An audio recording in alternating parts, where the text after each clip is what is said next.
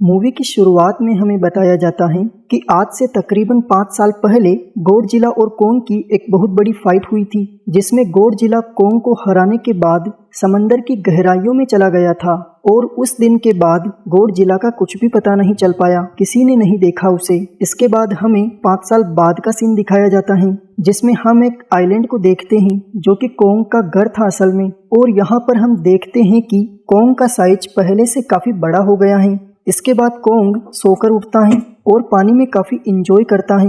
वहीं पर हम एक छोटी सी बच्ची को देखते हैं जो कोंग को काफी अच्छी लगती थी। वे दोनों बहुत अच्छे फ्रेंड्स भी थे। कोंग उस बच्ची की कोई बात नहीं टालता था, उसकी सारी बातें मानता था, लेकिन ये बच्ची ना तो कुछ बोल सकती थी और ना ही कुछ सुन सकती थी।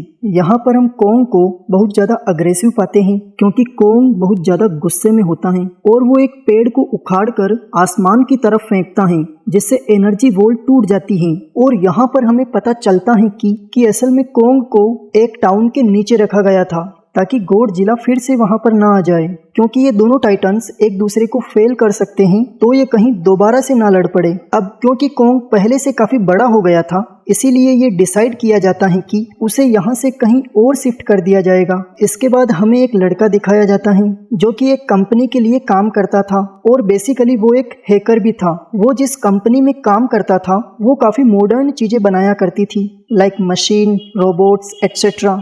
लेकिन उस हैकर को अपनी कंपनी पर थोड़ा बहुत डाउट होता है कि ये कंपनी कोई ऐसी चीज बना रही है जो कि नहीं बनानी चाहिए। इसीलिए वो कंपनी का सारा डेटा हैक कर लेता है, जिससे उसे पता चलता है कि ये कंपनी किसी बड़े प्रोजेक्ट को हांगकांग शिफ्ट कर रही है। तभी वहां अलार्म बजने लगता है। ये गॉडजिला के आने का अलार्म था। देखते ही देखते गॉडजिला समंदर से बाहर निकल आता है और अब आते ही वो सब कुछ डिस्ट्रॉय करने लगता है। किसी को कुछ समझ नहीं आ रहा था कि आखिर गॉडजिला सबको क्यों मारता जा रहा है, क्योंकि वो तो एक ऐसा टाइटन है जो इंसानों को सेव करता है, उनकी जान बचाता है। यहाँ पर हम ये जान पाते हैं कि गॉडजिला के पास एक पावर है और वो पावर एक न्यूक्लियर पावर है। यहाँ पर गॉडजिला अपनी न्यूक्लियर पावर का इस्तेमाल करके पूरी कंपनी को डिस्ट्रॉय कर देता है। इसके बाद ये न्यूज़ पूरी दुनिया में वायरल हो जाती है कि गॉडजिला आ चुका है, लेकिन इस बार वो चेंज होकर आया है, पहले जैसा नहीं रहा। यानी पहले वो इंसानों को बचाता था, लेकिन इस बार वो अग्रेसिव है और गुस्से में सबको मारता जा रहा है। कंपनी का ओनर न्यूज में सबको बता रहा होता है कि हमारी कंपनी एक प्रोजेक्ट पर काम कर रही है और हम जल्द ही एक ऐसी मशीन बनाने में कामयाब हो जाएंगे जिससे गॉडजिला का मुकाबला किया जा सकता है। उस न्यूज को एक लड़की भी देख लेती है जिसका नाम मेडिसन होता है, लेकिन मेडिसन इस बात पर एग्री नहीं करती है कि गॉडजिला गुस्से में आया है, क्योंकि वो गॉडजिला को बहुत अच्छे से जानती थी। इसीलिए वो इस न्यूज को सिर्फ एक बकवास समझती है, क्योंकि उसका मानना था कि गॉडजिला कभी किसी को नुकसान पहुंचा ही नहीं सकता, बल्कि वो तो इंसानों की हेल्प करता है, उनकी जान बचाता है। इसके बाद मेडिसन अपने फादर के पास जाती है और उन्हें समझाने की कोशिश करती है कि गॉडजिला कभी भी ऐसा नहीं कर सकता, उसके साथ जरूर कुछ ना कुछ किया गया है। लेकिन मेडिसन के फादर उसे समझाने की कोशिश करते हैं कि देखो बेटा, ये सारे क्रिएचर्स, टाइटन्स, ये सारे इंसानों की तरह ही होते हैं, यानी इनका मूड चेंज हो सकता है। अब देखो गॉडजिला भी चेंज हो गया है और वो इंसानों को मारता जा रहा है। इसके बाद मेडिसन वहां से चली जाती है और उस हैकर की ऑनलाइन ऑडियो सुनती है। वो हैकर असल में गॉडजिला के बारे में एक ऑनलाइन ऑडियो अपलोड करता है। यहाँ पर मेडिसन डिसाइड करती है कि वो जाकर उस हैकर से मिलेगी, उससे जाकर पूछेगी कि आखिर ये हुआ क्यों, कि आखिर गॉडजिला अग्रेसिव क्यों हो गया है और उसने उस कंपनी को क्यों डिस्ट्रॉय किया।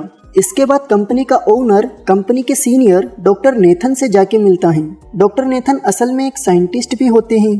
कंपनी का ओनर डॉक्टर नेथन को बताता है कि आपका जो कॉन्सेप्ट था होलो अर्थ का, वो बिल्कुल सही था और ये वो जगह भी है जहाँ टाइटन्स पैदा होते हैं। असल में डॉक्टर नेथन ने एक बुक लिखी थी जिसमें उन्होंने लिखा था कि असल में इस जमीन के अंदर एक और जमीन है जिसका नाम होलो अर्थ है। ये छुपी हुई है और किसी को नजर नहीं आती, और असल में ये अर्थ टाइटन्स की एनर्जी का सोर्स भी है। वहीं पर कंपनी का ओनर डॉक्टर नेथन को एक और आदमी से मिलवाता है। कंपनी का ओनर डॉक्टर नेथन को बताता है कि हमने होलो अर्थ के अंदर ही एनर्जी का सोर्स ढूंढ लिया है। अब यहाँ पर हम ये तो जानते नहीं कि आखिर होलो अर्थ एक्सिस्ट कहाँ करती है, हमें तो पता ही नहीं। होलो अर्थ असल में हमारी जमीन के नीचे है और जिस तरह हम सूरज से एनर्जी लेते हैं, सेम उसी तरह होलो अर्थ में भी एक एनर्जी सोर्स है जिससे ये सारे टाइटन्स एनर्जी लेते हैं।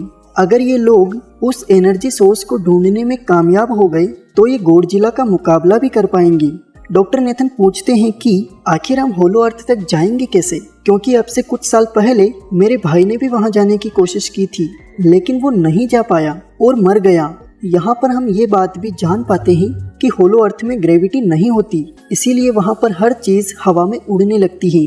जिस पर कंपनी का ओनर डॉक्टर नेथन को कहता है कि आपको इस बारे में फिक्र करने की कोई ज़रूरत नहीं, क्योंकि हमारी कंपनी ने एक एंटी ग्रेविटी कार बनाई है जिसकी मदद से हम वहाँ यानी होलो अर्थ पर जाएंगे। कंपनी का ओनर ये भी बताता है कि हर टाइटन्स में एक एबिलिटी होती है जिसकी मदद से हर टाइटन्स अपने घर को ढूंढ सकता है, इसीलिए हमें एक कॉन्ग की हेल्प लेनी चाहिए। इसके बाद डॉक्टर नेथन अपनी फ्रेंड जो कि एक डॉक्टर भी थी उससे मिलते हैं और ये फीमेल डॉक्टर कॉन्ग की देखभाल भी करती थी। डॉक्टर नेथन उस फीमेल डॉक्टर को समझाने की कोशिश करते हैं कि अब हमें कॉन्ग को उसके घर भेजना चाहिए और उसका घर होलो अर्थ है, क्योंकि हम उसे ज़्यादा टाइम के लिए यहाँ पर नहीं रख सकते और अगर वो यहाँ से बाहर निकला भी तो गॉडजिला उस पर अटैक कर देगा, इसीलिए कॉन्ग सिर्फ होलो अर्थ में ही सेफ रह सकता है। अब थोड़ी बहस के बाद फाइनली वो फीमेल डॉक्टर भी इस बात के लिए एग्री हो जाती है, क्योंकि इसके अलावा उनके पास और कोई ऑप्शन भी नहीं था। फिर ये लोग अपनी पूरी आर्मी के साथ कॉन्ग को होलो अर्थ की तरफ ले जाने लगते हैं। कॉन्ग को ये लोग चैन से बांध कर ले जा रहे होते हैं। कॉन्ग की फ्रेंड यानी वो छोटी बच्ची कॉन्ग से इशारों में बात करती है। तभी वो बच्ची बताती है कि कॉन्ग को गुस्सा आ रहा है क्योंकि उसे जंजीरों से बांधा गया है।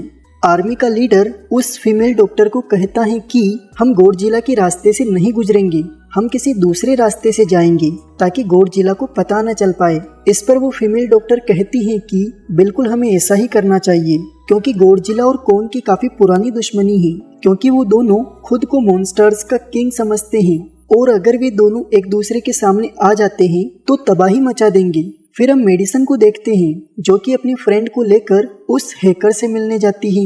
यहाँ पर वो हैकर इन लोगों को बताता है कि असल में ये कंपनी एक काफी बड़ी चीज बना रही है और उसको बनाकर हांगकांग शिफ्ट कर दिया जाएगा, लेकिन गॉडजिला को ये बात पसंद नहीं आई, इसीलिए उसने उस कंपनी पर अटैक करके उसे डिस्ट्रॉय कर दिया। फिर हम देखते हैं कि कॉन्ग वाली शिप में अलार्म बजने लगता है। वो बच्ची फीमेल डॉक्टर को बता रही होती है कि गॉडजिला आ रहा है। डॉक्टर नेथन कहता है कि अब क्योंकि गॉडजिला बाहर आ रहा है तो हमें कॉन्ग को भी आज़ाद कर देना चाहिए, यानी उसकी चेन्स खोल देनी चाहिए ताकि वो गॉडजिला का मुकाबला करके हम सबको बचा ले। अब फाइनली गॉडजिला बाहर आ जाता है और वो एक शिप को डिस्ट्रॉय करते हुए आगे बढ़ रहा था उन लोगों की तरफ। जब कॉन्ग को पता चलता है कि गॉडजिला आ रहा है तो वो जोर जोर से चिल्लाने लगता है, लेकिन उसे तो चैन से बांधा गया था। फिर ये लोग गॉडजिला पर रॉकेट और मिसाइल से अटैक करते हैं